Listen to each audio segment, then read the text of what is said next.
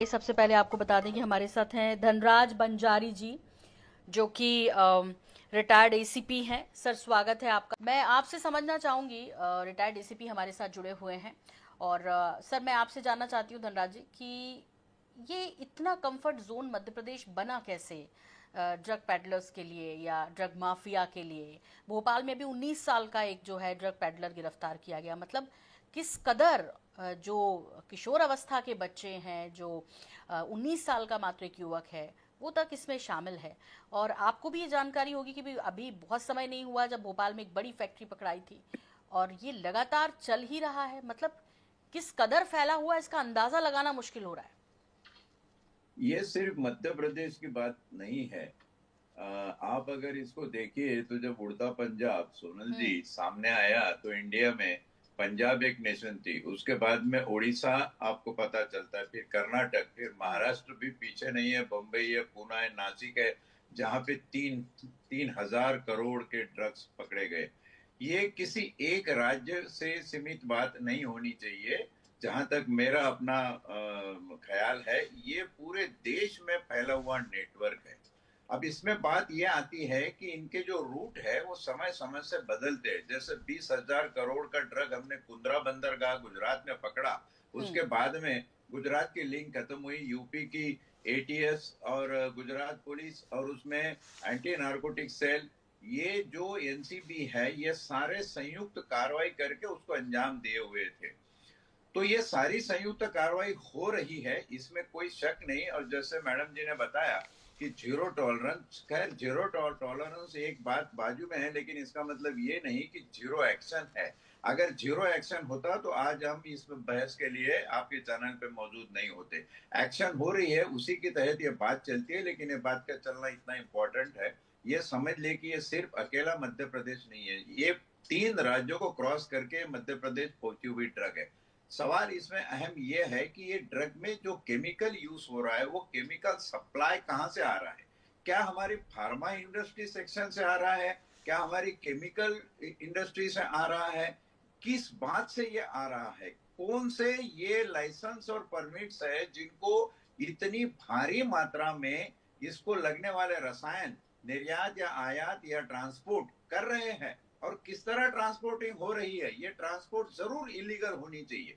अगर आपने इसके केमिकल की ट्रांसपोर्ट पे, उसके हम्म। निर्यात पे अगर तवज्जो देकर शिकंजा कस दिया, तो मुझे यकीन है कि ये ट्रांसपोर्टेशन कहीं इंटर स्टेट जो आज चल रही है, ये बंद होना चाहिए।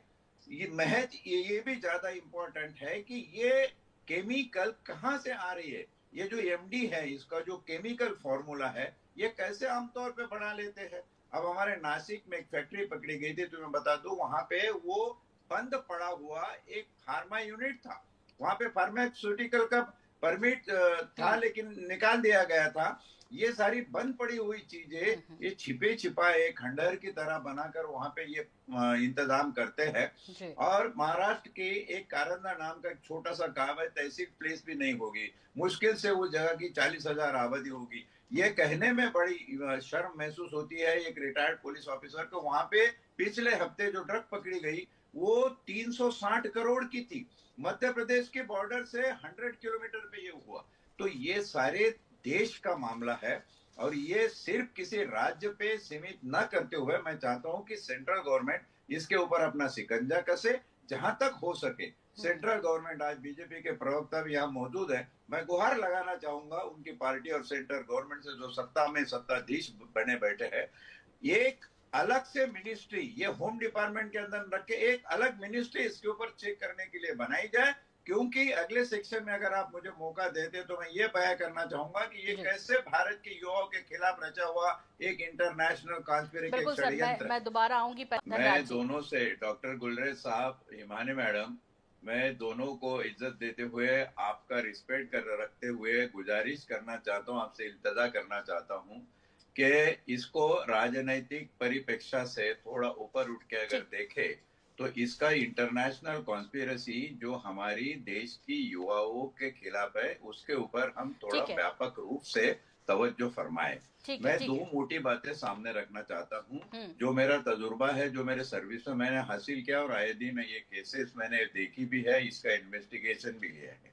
पहली बात ध्यान में रखें कि हम एनडीपीएस एक्ट बोलते हैं, जो नारकोटिक ड्रग और उसके ऊपर जब जाता है तो साइकोट्रोपिक सब्सटेंसेस एक्ट कहलाता है। जी। हमें ये साइकोट्रोपिक समझ लेना चाहिए। ड्रग और नारकोटिक्स में शायद वो असर न हो जो साइकोट्रोपिक सब्सटेंस में होता है। साइकोट्रोपिक सब्सटेंस ये तुम्हारी फिजिकल हेल्थ के अलावे तुम्हारी जो मानसिक हेल्थ है, तुम्हारा जो मनोस्वास्थ्य है, जी। उसको खराब करने में बहुत अहम भूमिका रखता है। हाँ। अब दूसरी मोटी बात जान लीजिए कि भारत में ऑल ओवर द वर्ल्ड जहां पे 34% युवाओं का है, उसके मुकाबले हमारे पास 58% युवा आज देश में मौजूद है।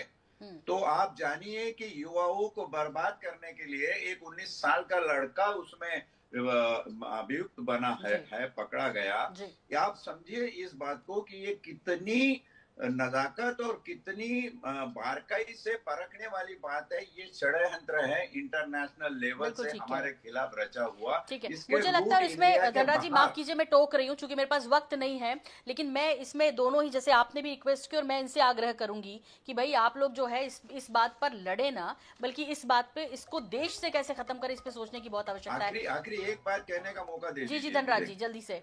आखिरी एक बात मैं ये कहूंगा कि ड्रग ये सिर्फ ड्रग नहीं रहा। गोल्ड और डॉलर के बाद में ड्रग ये इंटरनेशनल करेंसी के रूप में इस्तेमाल हो रहा है।